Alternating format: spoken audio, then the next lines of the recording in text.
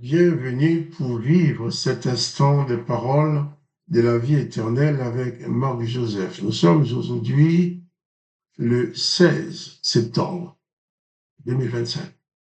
Et je suis là devant toi pour te rappeler que ce jour du 16 septembre 2025 est pour toi un jour de grâce, parce que tu as le privilège de détenir dans ta vie la présence du Seigneur Jésus-Christ, qui est lui-même le promoteur de la grâce. Jésus-Christ n'a jamais condamné personne.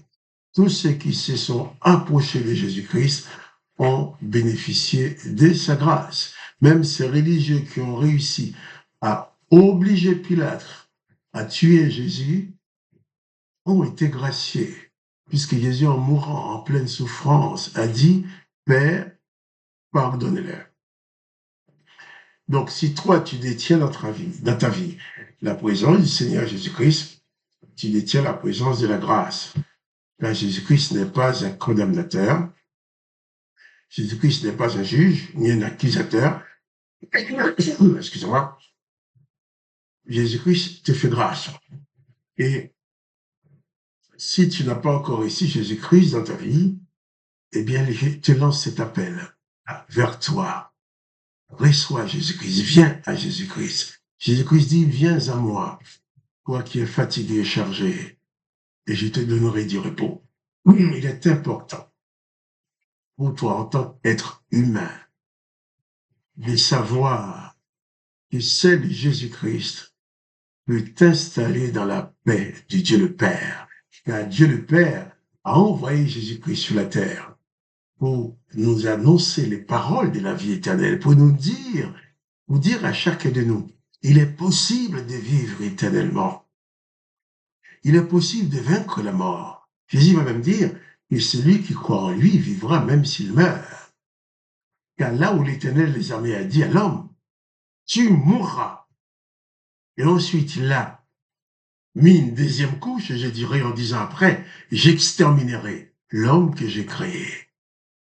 Et il n'a pas oublié aussi de dire à l'homme, puisque tu es devenu comme l'un d'entre nous, hein, l'homme est devenu comme l'un d'entre nous, il disait, empêchons-les de vivre éternellement. Donc, l'homme avait cette triple condamnation établie par l'Éternel des armées. D'abord, l'exclusion à la vie éternelle. Ensuite, tu mourras. C'est tombé comme un coup de guillotine. Et ensuite, j'exterminerai l'homme. Et tout ça, par exemple, dans Genèse chapitre 6, hein, lorsque l'Éternel a constaté l'échec de cette création, disons, de l'homme qu'il avait fabriqué de la terre. Il ne s'agit pas de la création que Dieu le Père a fait par la parole, dans Genèse chapitre 1er. Un jour, on en reparlera. Mais l'Éternel a commencé sa création concernant l'humanité. Il a commencé sa création à partir de Genèse chapitre 2, où il a fabriqué un homme de la terre, il a soufflé pour lui donner le souffle, et puis ensuite, à la fin, il a dit bien qu'il s'est repenti d'avoir fait ça. Alors, comme lui, il s'est repenti d'avoir fait l'homme comme il est, eh bien, il a décidé de l'exterminer. Il a dit, j'exterminerai l'homme. Mais Jésus vient, lui. Jésus ne fait pas partie de l'exterminateur. Jésus-Christ ne fait pas équipe avec l'exterminateur. Dieu le Père l'a envoyé afin que quiconque croit en lui ne soit pas exterminé, mais qu'il reçoive la possibilité de vivre éternellement. C'est écrit dans l'évangile de Jean, chapitre 3, au verset 16 d'ailleurs, car Dieu le Père a tellement aimé l'humanité, aimé le monde, qu'il a donné Jésus-Christ, son Fils unique, afin que quiconque croit en lui ne périsse point, mais qu'il ait la vie éternelle. Et Jésus-Christ lui-même va le proclamer plusieurs fois en disant, celui qui croit en moi vivra éternellement.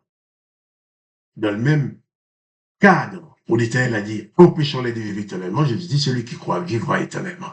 C'est d'ailleurs pour cela que les serviteurs de l'Éternel avaient tout à fait raison de demander à Pilate d'assassiner Jésus en leur nom. Pourquoi? Parce que Jésus annonçait le contraire des enseignements de leur Dieu. Et Jésus dit, tu vivras éternellement. Jésus dit, viens à moi, toi qui as sur sa tête cette guillotine de la mort, et de l'exclusion de la vie éternelle. Jésus t'appelle. Il dit, moi, je te donnerai la paix et le repos. Il dit, celui qui voit le Fils de Dieu et qui croit en lui vivra éternellement. Jésus-Christ va même dire que pour que le fait d'accorder la vie éternelle, c'est la volonté même de son. Il dit, la volonté du Père qui m'a envoyé, c'est que quiconque croit en moi vive éternellement. Alors, j'ai envie de te dire, sans connaître ta situation, livre ta vie à Jésus-Christ. Installe-toi en Jésus-Christ. Ou du moins, laisse Jésus-Christ s'installer dans ta vie. Qu'il en devienne le maître. Qu'il soit le directeur, le conducteur de ta vie. Ou je dirais autrement, embarque Jésus avec toi. En sorte que quelle que soit la tempête, que la sécurité de ta barque, la sécurité de ta vie soit garantie. Jésus appelle des hommes et des femmes, pas pour en faire des guerriers, pas pour en faire des tueurs, mais pour en faire des disciples, pour en faire des hommes et des femmes capables de proclamer son amour dans le monde et même de vivre cet amour devant les autres. Des hommes et des femmes qui sont capables de proclamer l'évangile sans prononcer des paroles de malédiction sur les autres, sans prononcer les paroles de malédiction sur ceux qui ne leur donnent pas de l'argent, sur ceux qui n'obéissent pas à leurs dictates. Jésus-Christ n'est pas un dictateur. Jésus-Christ n'a jamais envoyé non plus des dictateurs pour régner sur toi. Vous avez dit, si tu ne fais pas ce que je dis, tu seras maudit. Non. Jésus-Christ n'accorde à ses disciples aucun droit de prononcer aucune parole de malédiction sur les autres. Alors, viens à Jésus-Christ, confie ta vie à Jésus-Christ et tu verras aucune malédiction, aucune condamnation ne pourra plus t'atteindre parce que Jésus-Christ, c'est le promoteur de la grâce. Même si tu as péché, tu as fait du mal, même si tu as d'autres problèmes, il y a peut-être des gens autour de toi qui te condamnent, qui te disent même, je ne te pardonnerai jamais. Des personnes qui ont décidé que même tu ne devrais pas exister. Mais si tu viens à Jésus-Christ, quelle que soit ta situation, il ne te mettra pas dehors. Il ne te repoussera pas. Seulement, il ne faut pas tomber dans le piège des religions. Les religions vont prononcer le nom de Jésus-Christ, mais ils vont t'attirer pour te mettre sur une forme d'asservissement en t'enseignant des choses qui n'ont aucun rapport avec Jésus-Christ. Et te dire, il faut faire ça. Et si tu te mets à réfléchir, à dire, voilà ce que dit l'Évangile, ils vont te dire non, il faut obéir sans comprendre. Et pourtant, Jésus, nous avons lu ça récemment, Jésus qui disait à ses disciples, écoutez et comprenez. Écoutez et comprenez. Tu dois écouter les paroles de Jésus-Christ. Tu dois chercher à les comprendre. Parce que si tu te contentes de ce que les chefs religieux vont te dire, ils vont te mettre dans leur poche. Ils vont te tromper.